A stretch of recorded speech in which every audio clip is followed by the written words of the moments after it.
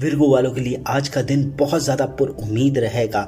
आज का दिन एम्प्रेंस का कार्ड मौजूद है। आपकी love life, family, relationship matters में चीज़ें बेहतर होते हुए नजर आएगी।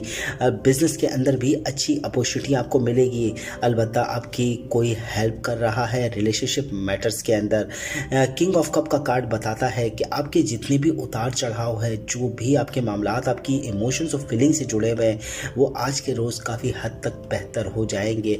आपकी लव लाइफ के अंदर आपके पार्टनर की तरफ से अच्छा मैसेज आपको मिल सकता है। अगर आप सिंगल हैं तो आज का रोज़ आपको नए साथी के साथ गुजारने को मिल सकता है। अपने इर्द गिर्द देख कर रखें, कोई आपको देख रहा है या आपको पसंद करता है। आज का ओवरऑल अगर हम दिन देखें, एम्प्रेंस का कार्ड ही इब्तिदा से बता रहा है कि चीज़ें बहुत ज़्यादा बेहतर होगी।